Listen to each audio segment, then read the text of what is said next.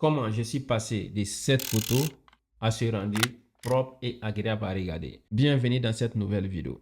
Aujourd'hui, on va faire une retouche simple, basique, mais efficace d'une photo de mariage. Le but, c'est de faire des réglages que vous pourrez aussi utiliser sur d'autres types de photos, portraits, paysages ou photos de rue.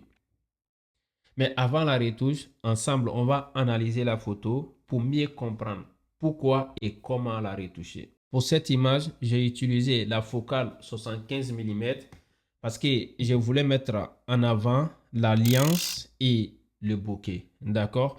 Maintenant que j'ai dit ça, analysons ensemble la photo. Quand on regarde, on voit que tout est flou de la tête aux mains. C'est volontaire parce que je voulais mettre en valeur l'alliance et le bokeh. D'accord?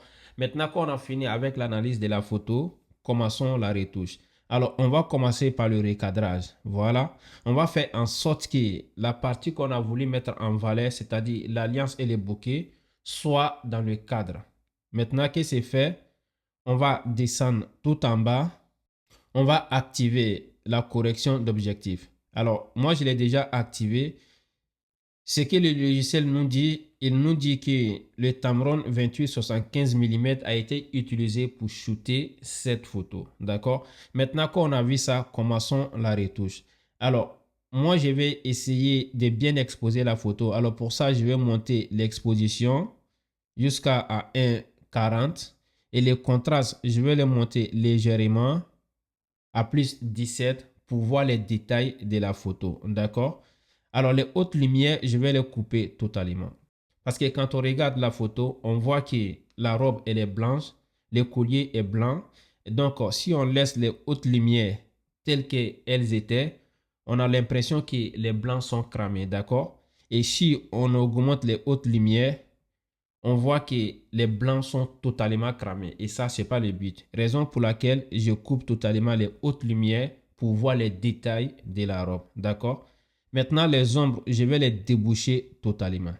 Alors, pourquoi j'ai débouché les ombres totalement? Parce que si on laisse aussi les ombres à zéro, on voit que certaines zones de la photo sont sombres, sont bouchées. D'accord?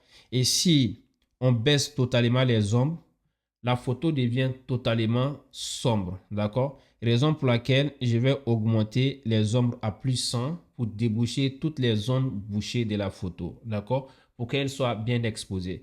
Alors, juste avec ça, quand on fait avant, après, on voit qu'on commence à avoir un beau rendu. D'accord? Et ça, c'est très important. On n'a pas fini. Maintenant, on va essayer de baisser légèrement le blanc pour voir encore plus de détails de la robe. Alors moi, j'ai coupé le blanc à moins 41 et les noirs, je vais les couper aussi légèrement pour renforcer le contraste de la photo. D'accord? Et juste avec le réglage des bases, si on fait avant et après, voilà ce que ça donne. Voilà les deux photos côte à côte, avant et après. D'accord? Juste avec le réglage des bases, on commence à voir un rendu professionnel. Alors maintenant, on va travailler la saturation et la vibrance. D'accord? Alors moi, ce que je vais faire, c'est que je vais augmenter la vibrance qui me permet de travailler sur les couleurs, mais d'une manière précise. Et la saturation, je vais l'augmenter légèrement à plus 4. Voilà.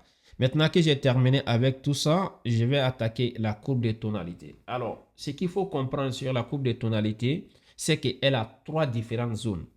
Il y a la zone sombre qui est tout en bas et la zone moyenne qui concerne la peau qui est au milieu et la zone claire qui concerne les hautes lumières et les blancs qui sont en haut. Alors, ce que je vais faire, je vais essayer de baisser légèrement les zones sombres pour pouvoir bien renforcer le contraste. Et la zone moyenne qui concerne la peau, je vais l'augmenter légèrement. Et la zone blanche qui concerne les blancs, c'est-à-dire les hautes lumières, je vais les couper totalement. Voilà.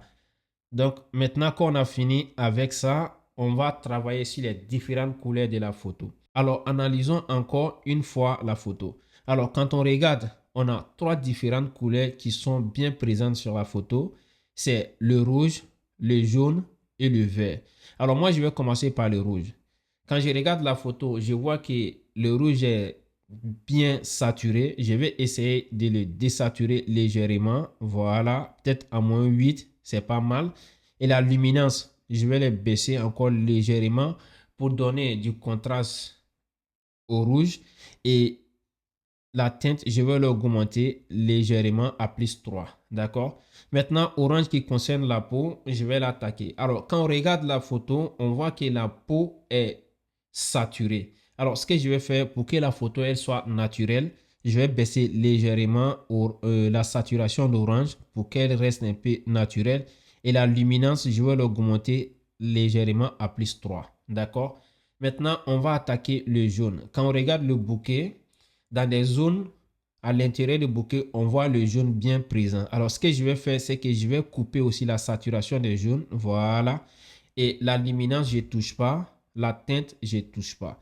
Maintenant, le vert, pareil. Je vais couper légèrement la saturation des verts. Juste avec les réglages de base, on est passé de cette photo à ma gauche à un rendu propre et agréable à regarder à ma droite. On a maintenant un rendu propre et professionnel. Voilà ce que je voulais voir avec toi et moi je te dis à la prochaine dans une nouvelle vidéo. En attendant, prends soin de toi. Peace.